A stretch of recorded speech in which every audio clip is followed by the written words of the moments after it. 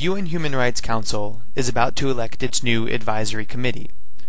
Switzerland is lobbying governments to vote for its own Jean Ziegler, a former politician with close ties to Swiss Foreign Minister Micheline Calmy-Rey. Her spokesmen say Ziegler meets the UN criteria of expertise in human rights, high moral standing, independence, and impartiality. Yet a closer look at his record raises important questions. He was born in 1934 as Hans Ziegler in the German part of Switzerland, but as a teenager moved to France and changed his name to Jean. He embraced radical Marxism and supported violent groups like Algeria's National Liberation Front. Ziegler was so extreme that even the Communist Party expelled him. He idolized anti-Western dictators such as Fidel Castro and various violent revolutionary causes. In the 1960s, Ziegler was elected a socialist member of the Swiss parliament and taught sociology of the Third World. Scholars said his academic work was shoddy and questioned his credentials. In 1977, his receipt of tenure from the University of Geneva provoked a major controversy. The eminent historian Professor Hubert Lüthi returned his honorary doctorate in protest.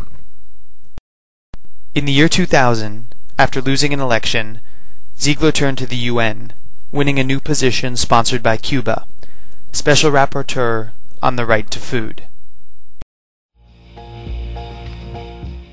He was supposed to speak out for the world's victims of hunger, but according to a study of his record from 2000 to 2004, Ziegler paid little attention to the world's starving people in places like Burundi, Congo, and Somalia.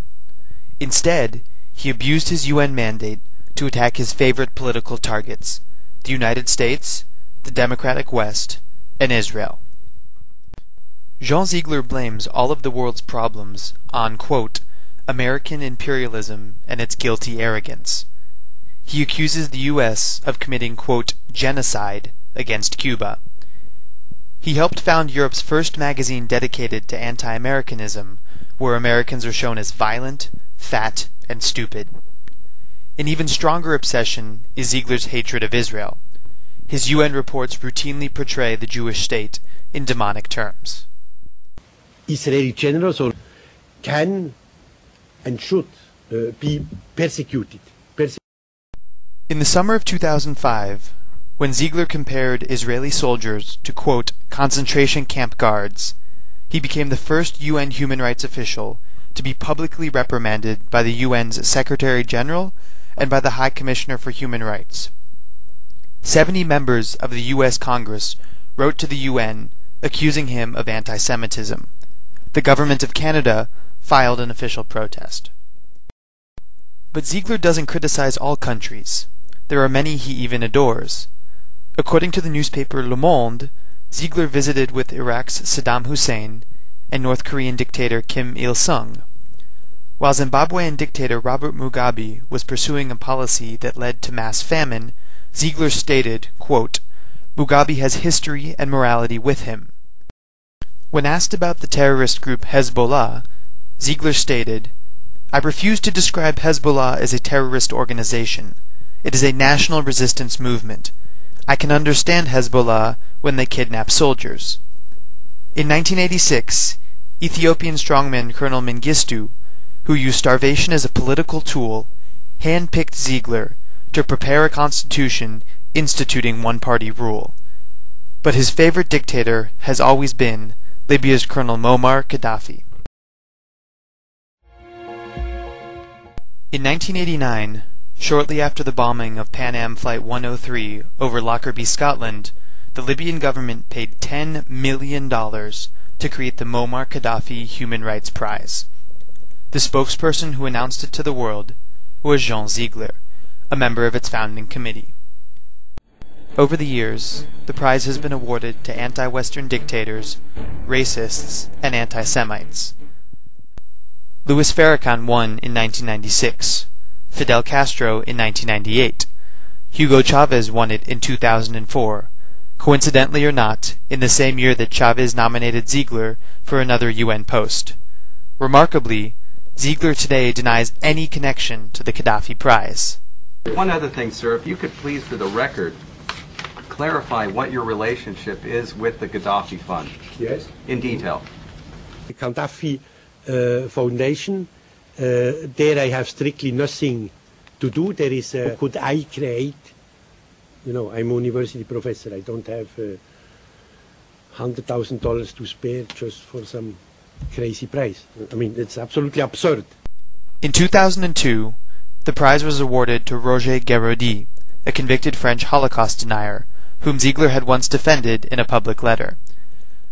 Another winner that same year was Ziegler himself, shown here as published by the Qaddafi Prize's own website. But the Qaddafi Prize, I did not create it. Why should I? After an outcry in Switzerland, Ziegler claimed that he turned down the prize, but that claim was contradicted by Switzerland's leading newspaper and by the prize's own website, which continues to list Ziegler, as well as Farrakhan, Castro, Chavez, and Guéraudy amongst the laureates. La Libye attribue un prix des droits de l'homme, ça paraît tout de même un peu fort de café, non? Non, je n'ai jamais siégé dans un quelconque jury de ce type. J'ai été consulté. Vous y avez collaboré? Non, j'ai collaboré. As even his greatest defenders admit, facts have never been Ziegler's priority.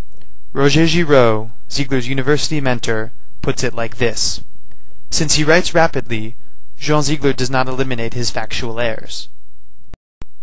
One writer in Le Temps, a Geneva newspaper that often defends Ziegler, described him as a menteur and affabulateur, a liar and a teller of tales. Expertise in human rights, high moral standing, independence, and impartiality. Is Jean Ziegler really the best candidate? The UN's former Human Rights Commission, which in 2003 elected Libya as chair, became discredited by its double standards and hypocrisy.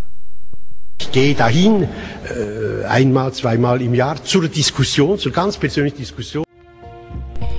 The question now is, will the new Human Rights Council break with its past?